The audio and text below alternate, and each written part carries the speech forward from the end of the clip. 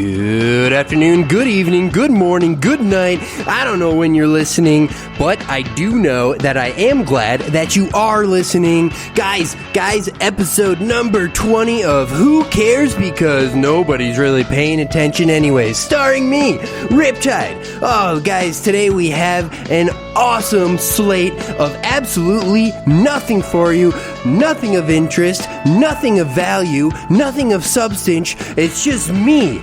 And when you get me, you don't get any of that good stuff. Let me tell you, what you get is some guy who needs a haircut, sitting in a chair, yelling at you, telling you what Super Nintendo games to play. Okay? If you've listened to me before, especially in this list, you know that I like the Super Nintendo. And maybe you do. Maybe you don't,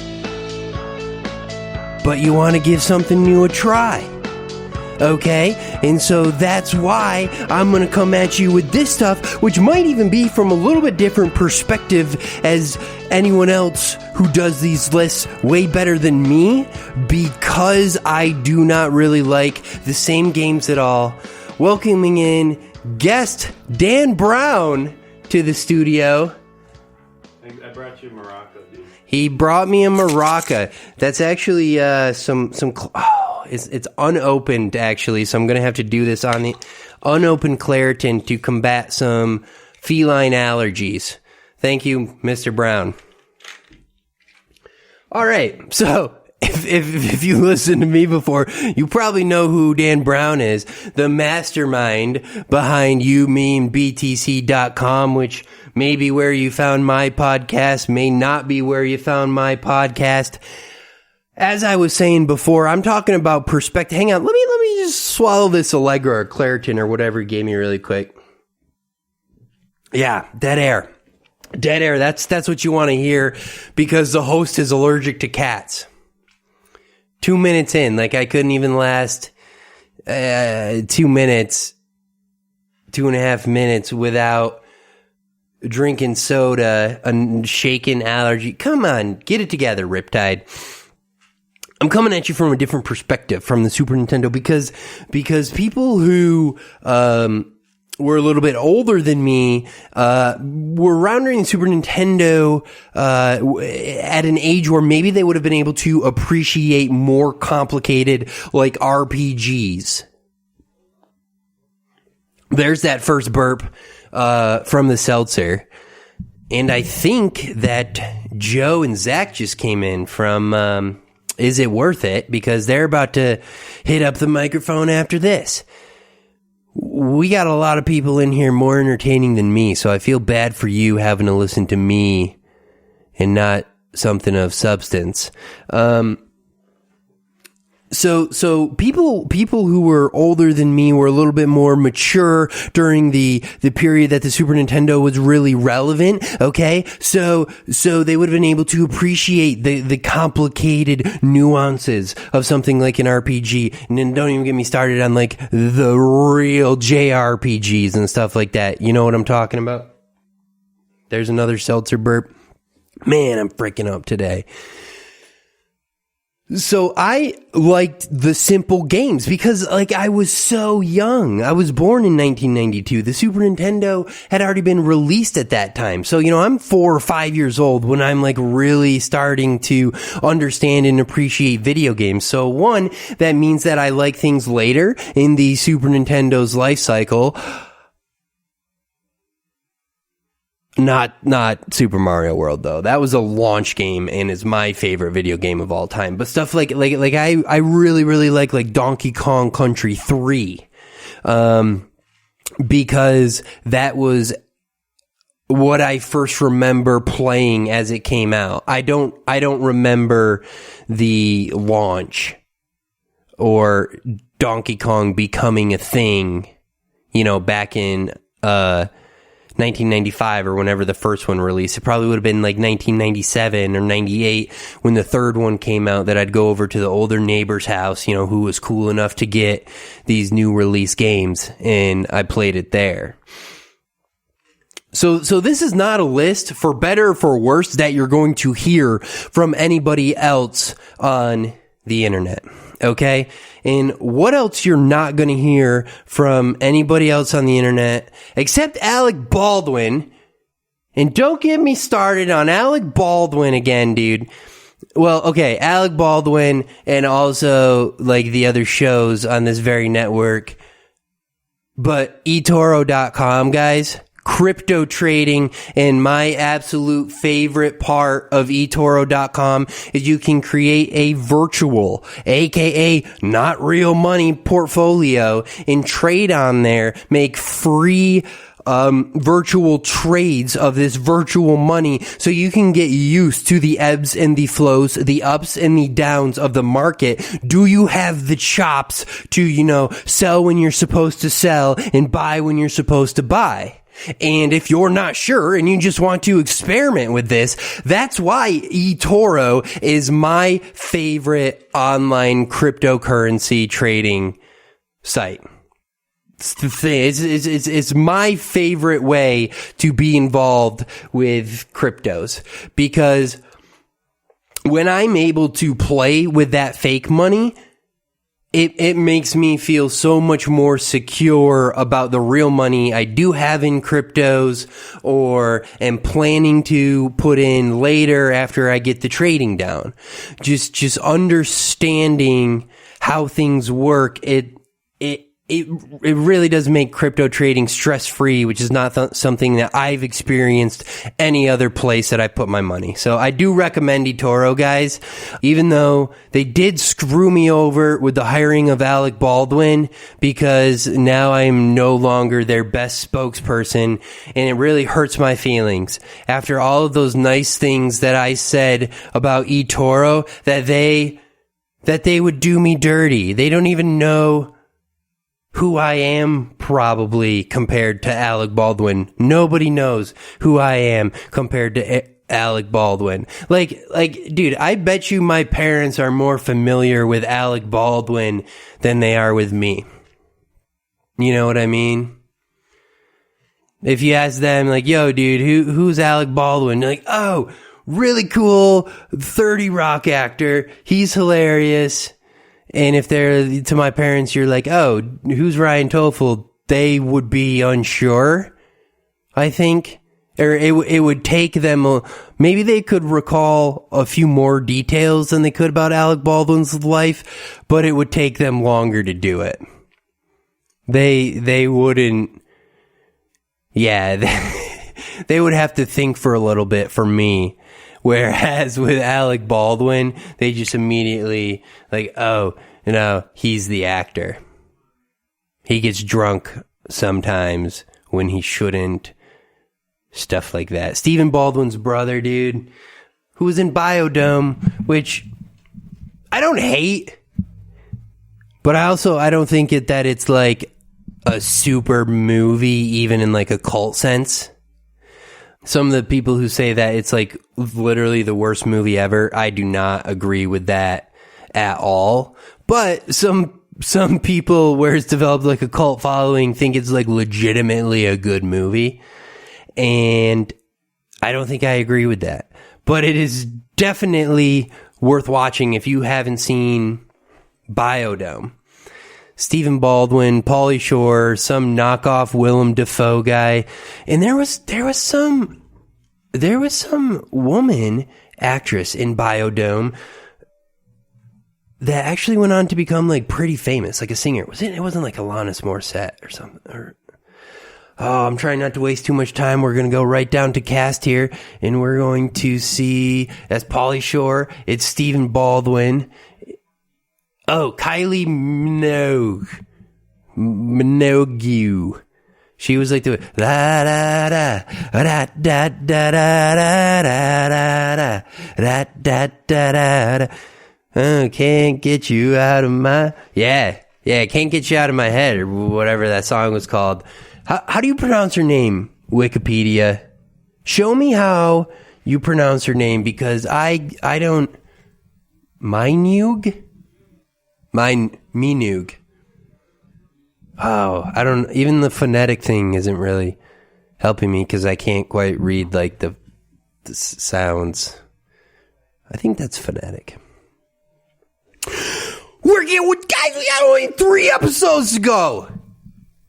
So we only got 3 episodes. This one, so only like 2 after this, man. We only got a few to go. In our countdown of Super Nintendo games, we started at number 100. 100 is where we started. We did some. We had some episodes. And now, we're at number 30. You know what that means? Let me tell you something, Mean Gene. Secret of Evermore. Released in 1995, developed by Square, published by Square. This is the stuff I was talking about, guys, where you are going to get this list in a different perspective than you would get it anywhere else. Okay? Because other people, okay, know more about Secret of Evermore. Secret of Mana. I don't. I didn't know RPGs. I didn't play them. You can't really count Zelda as RPG because people go, it's an action game or it's an adventure game, and it's not like a turn-based RPG. Zelda, okay? Well, when we're talking those types of games, really my only experience is Pokemon Red, Pokemon Blue, Pokemon Leaf Green. I played Pokemon Yellow. I played a little bit of Pokemon Yellow. So I played 4 versions of the same RPG and never really played anything.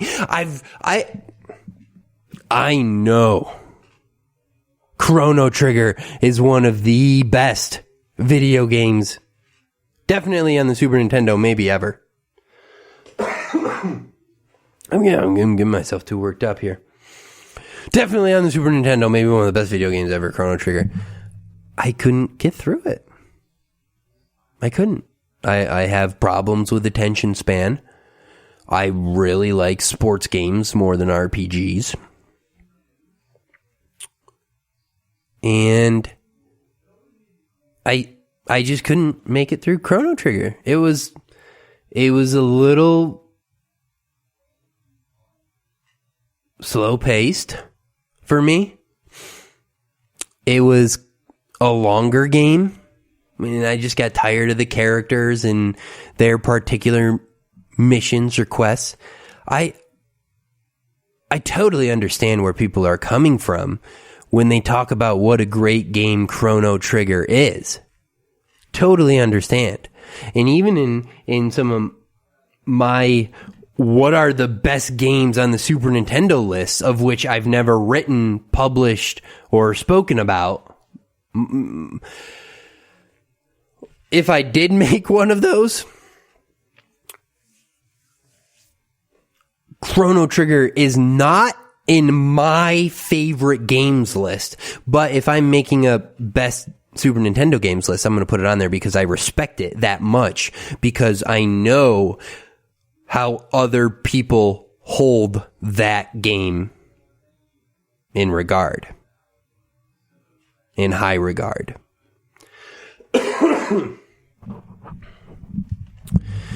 I was sick last week too, and you'll be able to hear that in my voice, but I'm still struggling to get over it. I hope nobody else gets too sick from this microphone, but yeah, just not feeling that good in my lungs and my sinuses, whatever. So I'm trying to be as ungross as possible for you guys, but I'm really sorry if it's not working. Y'all probably hate me.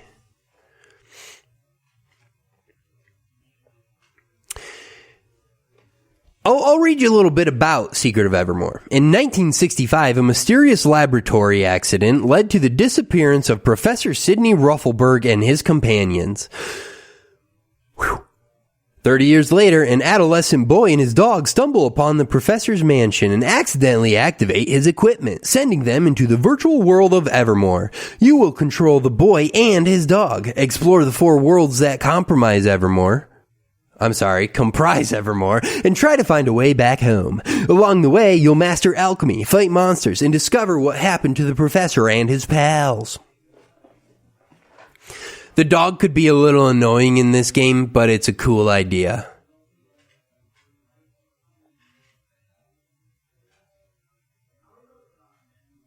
Hit detection. Hit detection is another problem with this one, but it's a way above average game. These guys have it ranked in the top 30, in a system whose library is well over 500. I mean, it's in the top 5% of games on the system here.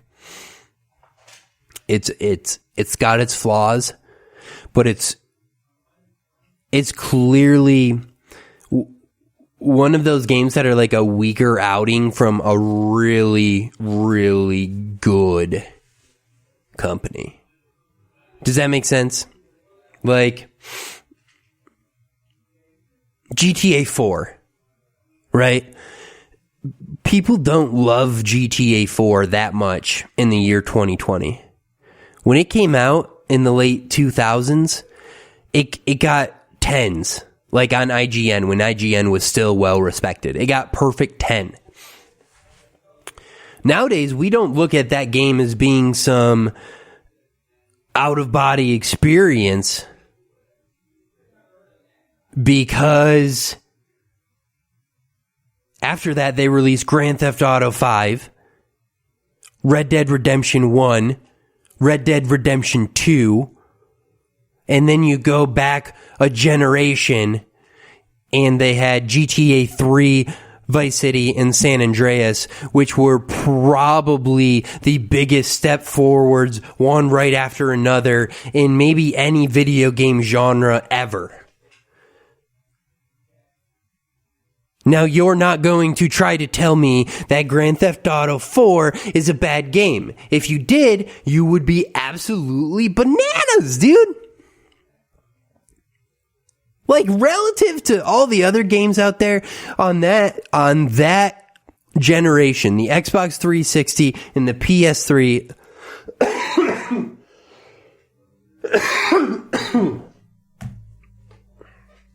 Holy cow. Oh, I'm sorry, guys. I'm so sorry. I'm sick. Edit that out. No one's going to edit that out. Nobody's going to argue that GTA 4 is not like one of the top 10 games on the Xbox 360 or the PS3. You'd be bananas. And looking back on it, you're like, oh, like, that's still a good game. It wasn't one of Rockstar's best. And that long-winded story is Secret of Evermore for Square.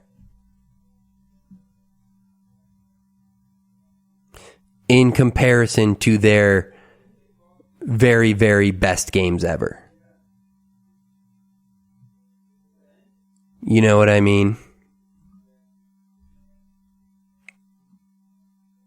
Like, it doesn't quite hold up to Secret of Mana.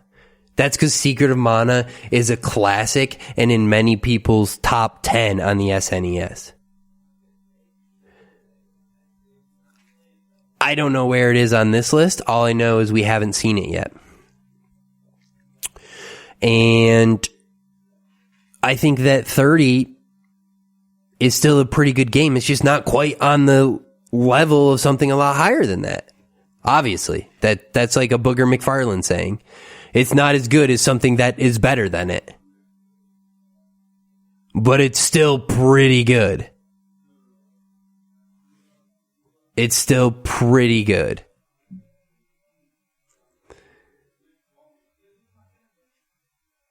Valdronis about this game says, I bought this game with the money I received for selling Phalanx, Super Ninja Boy, and some football game, possibly Madden NFL 94. Seeing as none of those games are on this list, I guess I made a good buy. Like many others, I bought this game assuming it was somehow related to Secret of Mana. While the interface is largely similar, there is no connection aside from the Square logo. The games weren't even made in the same hemisphere, let alone by the same people. Nevertheless, I love this game. Great gameplay, a great soundtrack, and it caters to smart gamers with its in-jokes, fake movie quotes, and Final Fantasy cameos.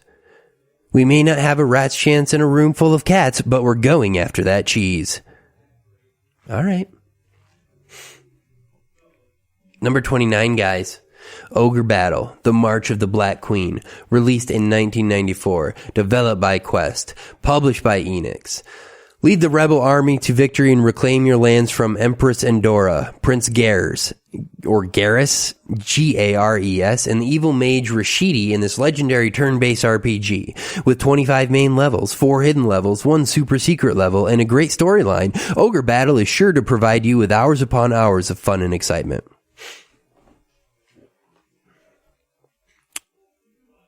I think Ogre Battle might be one of the last truly, underrated things. And by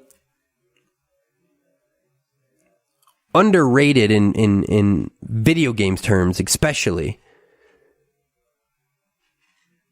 we are just talking about something that's really good that a lot of people don't know about and don't tell other people are good.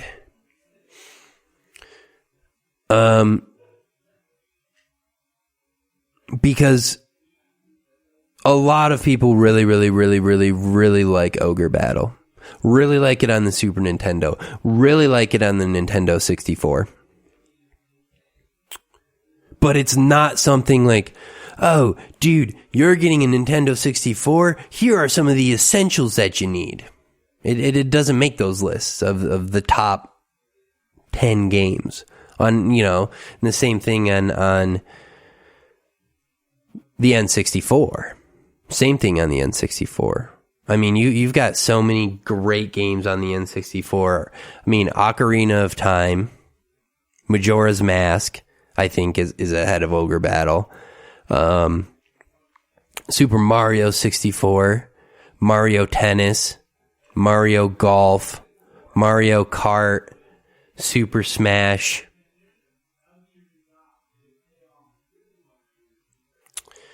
Let's see, what else you got on the N64 that I mean, I do like sports games, so, the Ken Griffey baseball games, holy cow, both of those were good.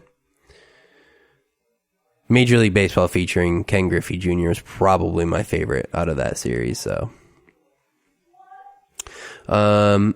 Maybe a really cool collector's item like StarCraft 64. I don't know. I don't know if that would be in my top 10. I mean, so Ogre Battle's pushing it. I think mostly I'm just not that familiar with the N64 and can't really recite my top 10 favorite games. Oh, GoldenEye, duh. There's 9. Let's see, we already got both the Zelda games. Oh, any of the Mario parties is 10. So yeah, Ogre Battle probably isn't getting in the top 10 on that console either. So it's just not one of those things where if you're at either a video game store or just talking to your nostalgic friend that they're like, oh, if you're getting into the console, one of the things you need to get is they don't say Ogre Battle after that point. And that's just what I mean. That this game isn't really talked about. So a lot of people don't know how good these games are. Number 28, Soul Blazer, released in 1992, developed by Quintet, published by Enix. And let me tell you about this game, okay? One day, the greedy King Madrid, ruler of the Friel Empire, made a pact with Death Toll, the king of evil. Death Toll offered the king 1 gold piece for each soul that the king would let him take. Madrid allows him to take every soul of every living thing, leaving his kingdom empty. Then Madrid disappears too. The master sees this and sends a hero to free all the souls that Death Toll has imprisoned in his monster's lairs, as well as to collect the 6 magic stones needed to enter the world of evil and defeat Death Toll once and for all. Yeah, that's pretty heavy. It's pretty heavy on a Super Nintendo game. You don't usually see stuff that heavy. Just kidding. I don't know. I feel like it was very common in like those games back in the day, even ones that were kind of aimed at kids, is like bad stuff happens to people and like we don't really care that much. Like most early good games are based around kidnappings. And we're just like, oh, okay, cool. I got to get moving on this list because number 27, Mega Man X2 is up. Released in 1994, developed by Capcom, published by Capcom. You already know. Yeah, you already know, and that's all there is to know about Mega Man X2. What I think of these guys, what I think of Capcom games. I want to take a short. I want to take a short break, okay? And I want to get some theories, because Dan and I couldn't figure this out. Okay, I got texted by some number, and all I'll say is that it didn't have a Buffalo area code. Hey babe, had a great chat with you the other night. I'm gonna be in Buffalo this week for vacation. We should meet up while I'm here, love. So me, thinking it was a scam, responded to this because I was trying to waste their time. I said, yeah, do you remember what you said? Referring to the great chat the other night. And this number goes, oh, well there, LOL, I thought this was someone else I've been talking to on Tinder from around Buffalo. I'm real sorry for the confusion. I'm a bit tipsy, LOL. So now, at this point, what Dan Brown and I are wondering is how did they know that they immediately had the wrong number? Okay? Because all I said was, yeah, do you remember what you said? And from that, they gained the knowledge that they had texted the wrong number. So that just kind of struck me as like a little weird, because how would they know? Unless I was already in their contacts. Because if somebody from Tinder gave out this number, right? Then how would the sender of the message know that I wasn't that person? Unless I was already in their contacts, because if this other gentle person or woman, gentleman, dude, I don't know. Like, just how did they know? I asked them if I could call them and have them come on the podcast, and they didn't respond. They didn't respond. Guys, Mega Man X2. Okay? After dying in the first game of this series, Zero was miraculously resurrected in X2 and went on to appear in every subsequent Mega Man X game, as well as starring in the Mega Man Zero series on the Game Boy Advance. This was a smart move on Capcom's part, because Zero is way cooler than X. X2 is often regarded as the pinnacle of the X series, but the game has some weird bosses. I mean, seriously, an ostrich, a sponge, what were they thinking? Somehow they make it work, though. Woo. Get a little D of water there. Little drink of dub. Mega Man is one of the best series on the Super Nintendo. And I think it's the one that took the biggest leap. Like the first 6 Mega Man games, especially relative to a lot of the stuff out there on the NES, were awesome. I think that compared to Mario, Mega Man benefited way more than Mario from making the leap from 8-bit to 16-bit. I think that the NES games are still good, but they were brilliant until the X series came along, and it was like one of the first instances of like remastering or remaking. It just felt like a step up in about every single way. The graphics were better, the sound was better, the difficulty curve was better. The moves were better because the controller was better. And Mega Man X2 is... I love being able to play Zero. I really do. It's probably the best Mega Man X game, Mega Man X2.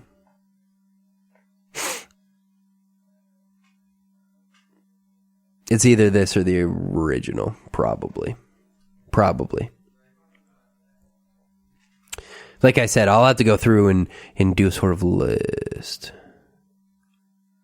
from my perspective and not just commenting on other people's.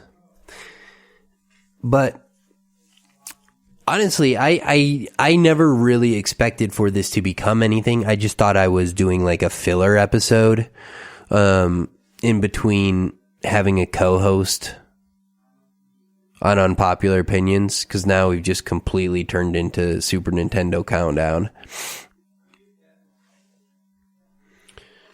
This solo show is, I guess, not really the same show anymore.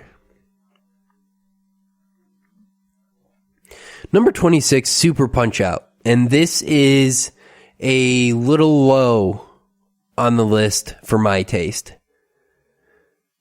This is in the top 10 for me. This is in the top 10. Maybe that's just based on the strength of Mike Tyson's Punch-Out coming before it. Me, feeling like that's in the top 10. But I think to put Super Punch-Out not in the top 10, not only not in the top 10, not only not in the top 15, not only not in the top 20, not only in the top 25, the top 25? You are telling me that Super Punch-Out is not good enough for the top 25? Now, besides NHL 94, Sunset Riders, a lot of those things from earlier in the list where it felt like maybe they just weren't that familiar with them because it's really hard to have in-depth knowledge of 100 plus games. But this is the first one that I've really been like, oh, that is not called for. NHL 94 at number 100 was something that I could excuse because I understand that genre is not for everyone. But Mike Tyson's Punch-Out was a genre-defining game. People knew about Mike Tyson's Punch-Out. They knew you didn't have to like boxing to play it. So this is not something that I can excuse a lack of familiarity. This is Super Punch-Out. It is the follow-up to one of the best games on the Nintendo. Like literally a game that every kid who ever played a Nintendo played. And Super Punch-Out was even better than that. It was even better than that. Like how... Maybe not like in terms of what position number best game it is on its own console, because there were just bigger, better, badder games out there by the time you got to the Super Nintendo. So maybe competing against other Super Nintendo games, Super Punch-Out is having a hard time cracking like the top 5, but I think it has a really decent shot at doing that on the NES. That's all I have to say about that. Super Punch-Out should be higher. This game plays phenomenally. You aren't some tiny little character anymore, like ridiculously small compared to your opponents. You're still like a pretty relatable guy, though, even though he's got more muscles in one arm than I've got in my entire body. I still feel like, like that's me, man. Just the art style. This may have the best graphics on the Super Nintendo. The best. To go with some freaking definitely top 25 worthy gameplay. Unbelievable. Unbelievable. I got your back, Super Punch-Out. I'm dying. Okay? I'm crying. I'm dying. Edit that out in post. I guarantee you that hack makes it in there.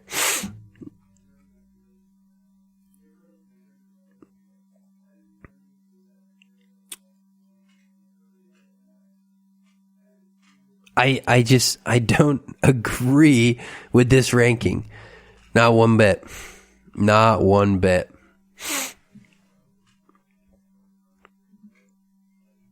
This is another low one. We're starting to hit my favorite games. Teenage Mutant Ninja Turtles 4, Turtles in Time. Released in 1992, developed by Konami, published by Konami. Cat allergies are starting to get to me a little bit. Maybe that's why I'm coughing, although I am yelling a little bit. Cat allergies are starting to get me. The nose, man. The nose is going down. Lenny's a good cat, though. I don't know if Dan ever talks about Lenny, but Lenny knows what is going on. He knows what is up. He knows what's going. He knows what's going down. He knows what's up, what's going down, and what's going on. I don't know if he knows what's going out. I don't know if he knows what's good. He does know what's good, actually. Lenny has got some super duper tiny legs. He's got some super de-duper de-tiny legs, man. Lenny! Lenny, come show him your legs!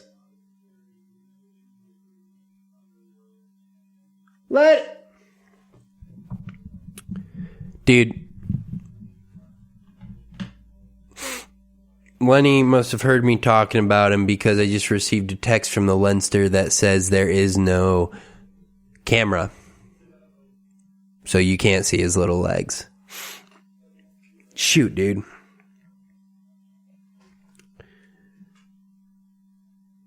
After Shredder and Krang steal the Statue of Liberty, the Turtles rush out to stop him.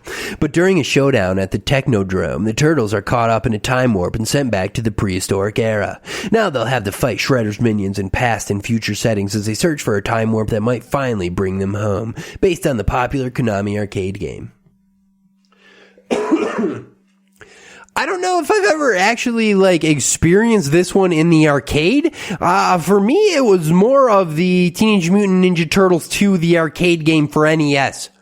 That was the one that I remember playing in the arcades a lot. I was also at the very tail end of the arcade years. I was at the tail end of that. I'm not going to disagree with somebody who says that I was on the tail end of the arcade years. They do have this home arcade machine now by whatever cheap Arcade 1-Up or Arcade 1-Up. I'll stop calling you cheap, man. If you send me a Teenage Mutant Ninja Turtles cabinet, I'll play it. I'll review it on the show. But honestly, man, I see your stuff on display in Walmart and maybe Costco and stuff, man. And I feel like every time I go by there, you got a joystick with a popped off ball.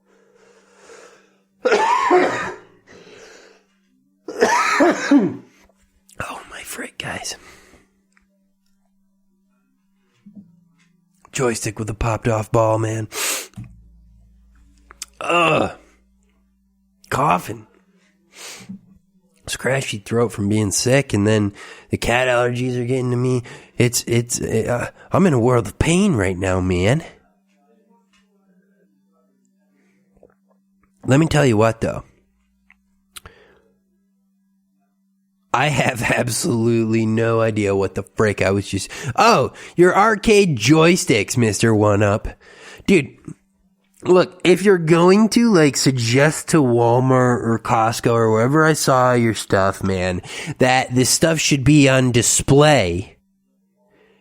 Why not make it like at least a little heavy duty? Because it doesn't look good when every time I go over there, it appears as though some 4-year-old boy just got done using that as a dildo. You know what I'm saying? That's gross to think about. Don't at me, FBI. I do not like little boys, and I'm fired up that somebody may be using this joystick inappropriately. Okay? Because if you're letting your 4-year-old do that, where are the parents, man? Where are the parents? I will let a lot of things slide, but jamming an arcade joystick up their bum in the middle of Walmart is not something that I'm like, oh, every parent has growing pains. That's not something that I'm like, oh, yeah, dude, every parent has an off day. Every parent is off their game once in a while. You know, maybe the mom had like a cold and just like wasn't quite feeling herself. And like, as a result, this kid on the plane like got a little whiny because she just preferred to like put her earplugs in and read some Danielle Steele book or something like that, or whatever these moms are doing. You know, it's not like one of those things. If you are letting your son sodomize himself in the middle of Walmart and not doing anything about it, I feel like there are very, very few scenarios where I'm going to be like, oh, yeah, I can understand where you're coming from on that one, Dad. You know what I mean?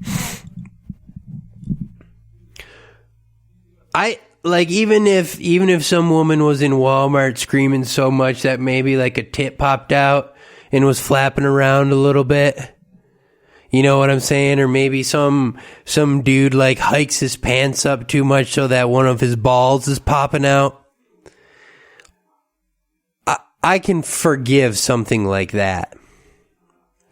I can't forgive the way they have been allowed to treat these arcade one-up machines as though there's some sort of sexual playground. It's disgusting. It's disgusting. What was I talking about? Oh, yeah, the Teenage Mutant Ninja Turtles arcade thing. And listen, dude. Listen, I got this to say. If I ever get rich and famous and you take that last thing out of context, I was not like promoting little boys doing the dildo. It was a joke, man. Everyone's gonna have some controversial jokes once in a while. Like, frick, dude. I wouldn't say that was quite Kramer level. Because, you know, Kramer, he said the N-word with a pretty hard R, which that's another one of those things where, like, even if maybe you're having a little bit of a rougher day, you probably can't do those things. You know, like, I just don't, you're not going to get like a ton of sympathy from me for using the N-word with a hard R when you know you probably shouldn't do that. That's like something where I would probably just like a person to like leave the stage or maybe ask the hecklers to leave or I don't know. I don't know. I mean, what if poor Michael Richards had just, maybe somebody was racist to him earlier in the day? I mean, probably not, and that guy really fricked up, but I'm just saying, like, there are some really crazy things that people would do when they're driven to it. You know, like, dude, maybe some guy walked up to him and he said the most racist thing you could ever imagine to Michael Richards before that. Who knows? But then, Michael Richards, you probably shouldn't be going out and saying the N-word with the hard R. But like these Menendez brothers, you guys remember them from, like, it was like the late 80s when they killed their dad. I think it was the late 80s. Early 90s maybe, I don't know. But they bought a bunch of shotguns and they blew their parents away, you know, man. And so then they went on to say, at some point, they thought, you know, it might be self-defense. Like, oh, geez, Dad's going to get a gun. He's going to kill us. That's what they were saying. And then they started saying, well, my dad freaking made me poop in a container under my bed, and then he raped me with his penis. That's what it turned into. And people were like, oh my gosh. So it's crazy.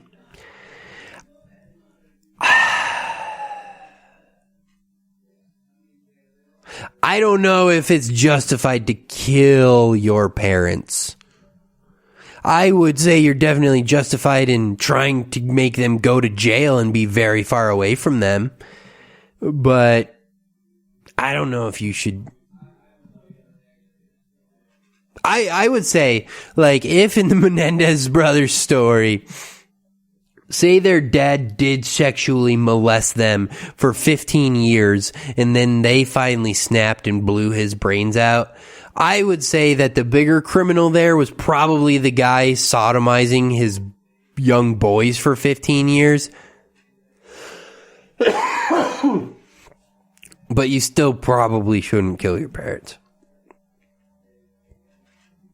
Anyway, it's a good game. It's a good game, Teenage Mutant Ninja Turtles 4 Turtles in Time. It should be higher on the list. It's one of the few games that I like well enough to worry about having a complete in-box version. You know, I got it wrapped up in my little hard plastic case. And number 24, Zombies Ain't My Neighbors. This is a good game. It's released in 1993, developed by LucasArts and published by Konami. And the sequel, I do not believe, is on this list, but there was a sequel, and let me look that up. Zombies Ate My Neighbors sequel. Ghoul Patrol. It was Ghoul Patrol, that's right. So Ghoul Patrol did not make this list. Zombies Ain't My Neighbors did make this list at number 24. And this is a pretty good game. It's Super Smash TV is kind of a similar comparison, but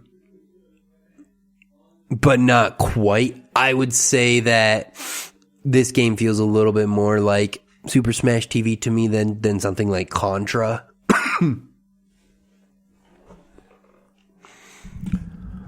But Zombies Ain't My Neighbors is a fantastic game. It's a fantastic game. Number 23, F-Zero, released in 1991, developed by Nintendo, published by Nintendo. F-Zero is a decent game. It is ranked about where I think it should be on this list. I think it's one that we probably bump up a little bit because of nostalgia. And that we remember it like a little bit better than it actually was. And it maybe moves up like a couple spots.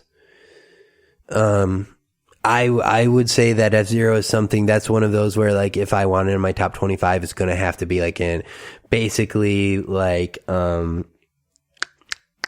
homage or an honorary position on the list or something like that. I don't know if homage was the right word at all there, but it's just fan service where you're going to get it on the list, but it probably would be number 25. I think if we actually look at how good these games are compared to each other, I don't think F-Zero holds up that great compared to games like Super Mario World or games that came out later, like Donkey Kong Country or Mario Kart. It's still pretty good. I mean, it's probably the second best racing game on the entire system besides for Super Mario Kart. Probably. Number 22. Illusion of Gaia. Released in 1994, developed by Quintet, published by Nintendo. You are Will, a young boy and the sole survivor of an ill-fated expedition to the Tower of Babel and no recollection of how you managed to escape. One day, you are confronted by a mysterious being known as Gaia and charged with the task of saving the world from evil. Your mission will take you all over the world, from England to South Africa to the Great Wall of China. Along the way, you'll meet a host of interesting characters, save a beautiful princess, recover fabulous treasures, and gain the ability to transform into two powerful beings, Frieden and Shadow. Unsurprisingly, you'll eventually make your way back to the Tower of Babel for the final battle. Sid Lexia says this game probably should have been a little higher up on the list. But they had a voting system. And this is as far as it made it, number 22. Murdar Machine describes it as kind of like a precursor to Chrono Trigger with Zelda-like gameplay. I liked it. A lot of people really like this game.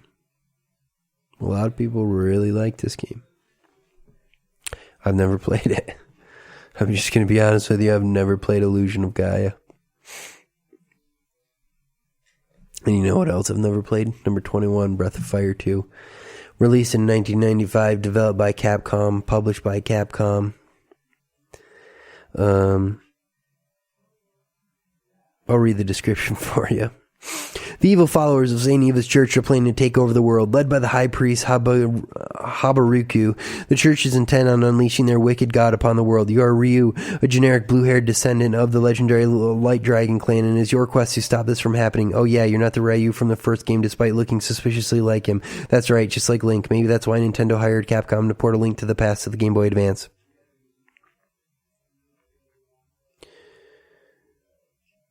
I've never played this game.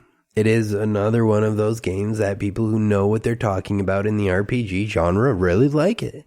And these guys are into the RPG genre, and I'm not. I do respect these guys' opinions, though, and I think they're funny. That's why I read.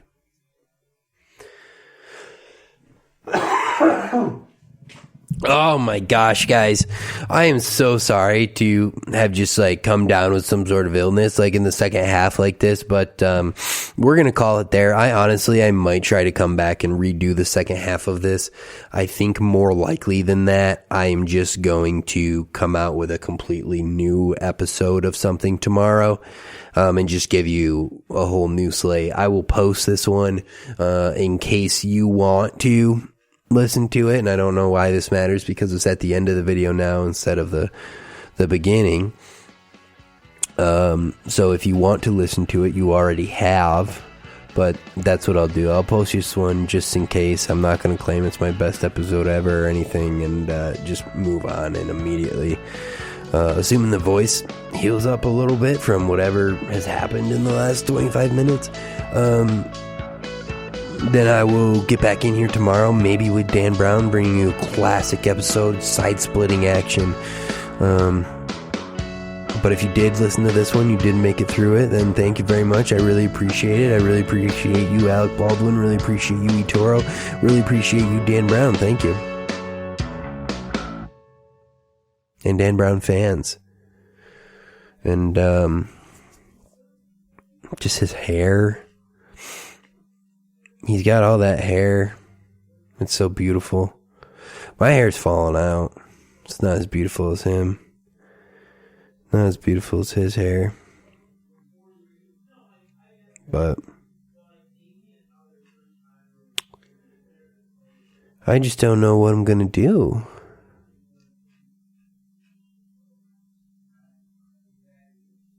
So I'm gonna listen to this back someday, and I'll see if Dan had cut this. I wanna see if could I fit this whole thing into my ear. No. No, you cannot fit a whole microphone into your ear.